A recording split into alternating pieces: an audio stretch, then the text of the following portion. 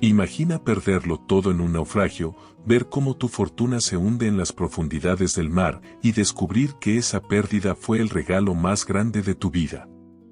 Ahora imagina que, desde esa ruina, fundas una de las escuelas filosóficas más influyentes de la historia. Esta es la extraordinaria historia de Zenón de Sitio, un hombre que demostró que los desastres pueden ser oportunidades disfrazadas.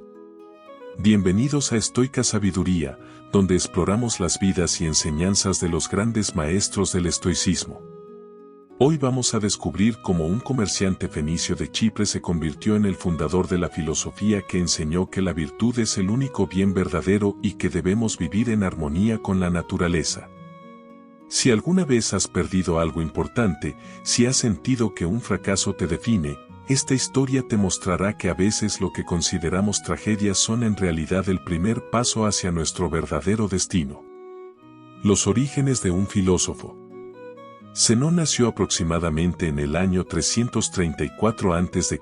en Sitio, una próspera ciudad comercial en la isla de Chipre. Su familia era de origen fenicio, descendientes de aquellos audaces navegantes y comerciantes que habían extendido su influencia por todo el Mediterráneo. Desde joven, Zenón siguió la tradición familiar dedicándose al comercio. Era un hombre próspero, con barcos cargados de mercancías que navegaban entre los puertos del Mediterráneo. Su vida estaba trazada, sería un comerciante exitoso como su padre, acumularía riquezas, tendría una familia respetable. Pero el destino tenía otros planes. Alrededor del año 312 a.C., cuando Zenón tenía unos 22 años, ocurrió el evento que cambiaría no solo su vida, sino el curso de la filosofía occidental. Su barco, cargado de púrpura de Tiro, uno de los productos más valiosos de la época, naufragó cerca de las costas del Pireo, el puerto de Atenas.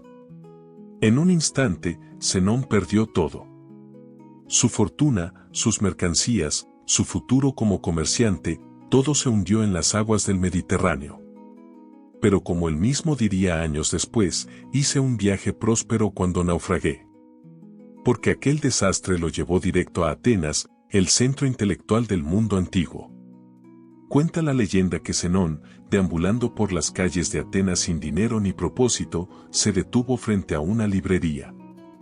Allí, el librero leía en voz alta las memorias de Sócrates de Jenofonte. Zenón quedó fascinado por las palabras del gran filósofo ateniense y preguntó, ¿dónde puedo encontrar hombres como este? El librero, señalando a un hombre que pasaba por la calle, respondió, síguelo. Ese hombre era Crates de Tebas, uno de los más famosos filósofos cínicos de la época. Y así, por casualidad o por destino, Zenón comenzó su camino hacia la filosofía. El encuentro con la filosofía. Crates de Tebas no era un maestro convencional. Los cínicos creían en la virtud a través de la renuncia a los placeres materiales, vivían en la pobreza voluntaria y desafiaban las convenciones sociales. Para Zenón, acostumbrado a la comodidad del comercio, esto fue un shock cultural. Crates tenía métodos de enseñanza poco ortodoxos. En una ocasión, le dio a Zenón una olla de lentejas para que la llevara por el barrio más elegante de Atenas. Cuando Zenón, avergonzado por las miradas de la gente, intentó esconder la olla, Crates la rompió con su bastón, derramando las lentejas por todas partes. Mientras Zenón huía avergonzado, Crates le gritó, ¿por qué huyes, pequeño fenicio? No te ha pasado nada terrible. Esta lección fue fundamental para Zenón, aprendió que el miedo al juicio de otros es una prisión que nosotros mismos construimos. Pero aunque admiraba la virtud de Crates, Zenón sentía que el cinismo era demasiado extremo. Necesitaba encontrar un camino medio. Durante los siguientes años, Zenón estudió con diversos maestros. Asistió a las lecciones de Estilpón de Megara, quien le enseñó sobre la lógica y la dialéctica. Estudió con Genócrates en la Academia Platónica, donde aprendió sobre la estructura del cosmos y la naturaleza del bien. También se acercó a las enseñanzas de Heráclito, que hablaba del logos, la razón universal que gobierna todas las cosas. Pero Zenón no era solo un estudiante pasivo. Era un pensador original que tomaba lo mejor de cada escuela y lo integraba en una nueva síntesis. Gradualmente, comenzó a desarrollar sus propias ideas sobre cómo debería vivir el ser humano. La pérdida de su fortuna en el naufragio le había enseñado que los bienes externos son frágiles e inciertos. Su experiencia con Kratz le había mostrado el valor de la virtud, pero también los peligros del extremismo. Su estudio de otras escuelas le había dado las herramientas intelectuales para construir un nuevo sistema filosófico. La fundación del estoicismo. Hacia el año 300 a.C., Zenón ya había desarrollado suficientemente sus ideas como para comenzar a enseñar. Pero necesitaba un lugar donde hacerlo. Atenas estaba llena de escuelas filosóficas establecidas, cada una con sus propios espacios y tradiciones. Zenón encontró su lugar en la Stoa Poikile, el pórtico pintado, una columnata decorada con pinturas que representaban las victorias atenienses. Era un espacio público donde cualquiera podía caminar libremente, un lugar democrático donde las ideas podían fluir sin restricciones. Allí, bajo las columnas del pórtico, Zenón comenzó a exponer su filosofía. Al principio, tenía pocos seguidores, pero gradualmente su reputación creció. Sus ideas eran revolucionarias pero accesibles, profundas pero prácticas. Zenón enseñaba que la filosofía, como la medicina, debía curar el alma. Dividía su sistema en tres partes: la lógica, como pensar correctamente; la física, como entender el mundo; y la ética, como vivir bien. Pero todo estaba interconectado, como las partes de un organismo vivo. Su enseñanza central era que debemos vivir según la naturaleza. Pero para Zenón, esto no significaba vivir como animales, sino vivir según nuestra naturaleza racional. Los seres humanos son únicos en el cosmos porque pueden entender el logos, la razón universal que ordena todas las cosas. De esta comprensión surgía una ética revolucionaria: solo la virtud es verdaderamente buena, solo el vicio es verdaderamente malo. Todo lo demás, la riqueza, la pobreza, la salud, la enfermedad, la fama, el anonimato, son indiferentes. Pueden ser preferibles o no, pero no determinan nuestra felicidad. Sus estudiantes comenzaron a ser conocidos como estoicos por el lugar donde se reunían. El término, que inicialmente se refería simplemente a los del pórtico, se convertiría en sinónimo de fortaleza moral y serenidad ante la adversidad. Las enseñanzas fundamentales. La filosofía de Zenón era sistemática y comprensiva. A diferencia de los cínicos, que rechazaban el mundo, o los epicúreos, que se retiraban de él, los estoicos se comprometían plenamente con la vida mientras mantenían su independencia interior. Zenón enseñaba que el universo es un organismo vivo, animado por el logos divino. Todo lo que sucede, sucede por una razón, incluso si esa razón no es inmediatamente aparente para nosotros.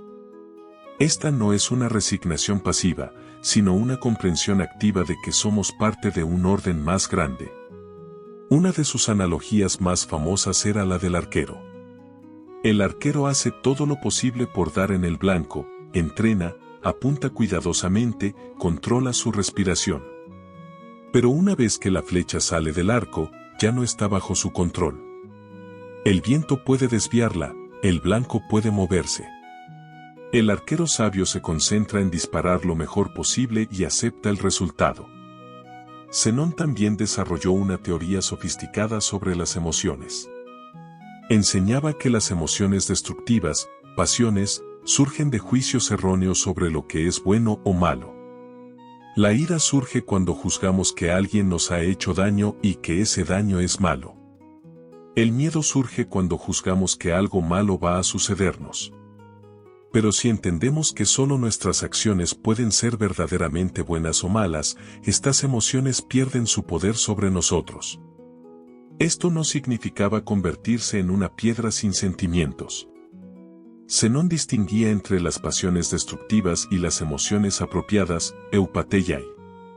El sabio estoico podía sentir alegría apropiada ante la virtud, precaución apropiada ante el peligro real y deseo apropiado por lo que es verdaderamente bueno. Sus enseñanzas sobre la comunidad humana también eran revolucionarias. Zenón sostenía que todos los seres humanos racionales forman una sola comunidad, la cosmópolis o ciudad universal. Las divisiones entre griegos y bárbaros, libres y esclavos, hombres y mujeres, eran convenciones humanas, no distinciones naturales fundamentales.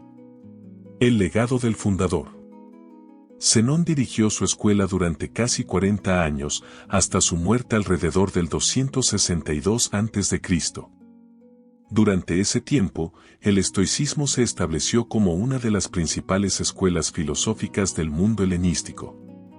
Su influencia se extendió mucho más allá de Atenas. Sus estudiantes llevaron las enseñanzas estoicas por todo el Mediterráneo. Cleantes, su sucesor inmediato, profundizó en los aspectos religiosos del estoicismo. Crisipo, el tercer líder de la escuela, desarrolló la lógica estoica hasta convertir el estoicismo en el sistema filosófico más sofisticado de la antigüedad. Pero el verdadero triunfo de Zenón llegó cuando el estoicismo conquistó Roma. Figuras como Catón el Joven, Séneca, Epicteto y Marco Aurelio llevaron las enseñanzas del comerciante fenicio a las más altas esferas del poder romano. La ironía es perfecta. Zenón, que había perdido su fortuna comercial en un naufragio, fundó una escuela filosófica que se convirtió en la filosofía no oficial del Imperio Romano. Sus ideas sobre la virtud, el deber y la ciudadanía universal influyeron en la legislación romana y en el concepto de derechos naturales que eventualmente influiría en las constituciones modernas. Zenón escribió numerosas obras, incluyendo La República, donde describía una sociedad utópica basada en principios estoicos. Desafortunadamente, solo fragmentos de sus escritos han sobrevivido. Pero sus ideas viven en las obras de sus sucesores y en la tradición filosófica que fundó. Cuenta la leyenda que Zenón murió a los 98 años de edad, después de tropezar y caerse. Al levantarse, golpeó el suelo con su mano y citó una línea de la Ilíada: «Vengo, ¿por qué me llamas?». Luego contuvo la respiración hasta morir, viendo en su caída una señal de que era hora de partir.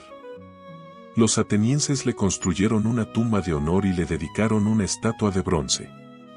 El decreto honraba su vida virtuosa y su contribución a la educación de los jóvenes atenienses.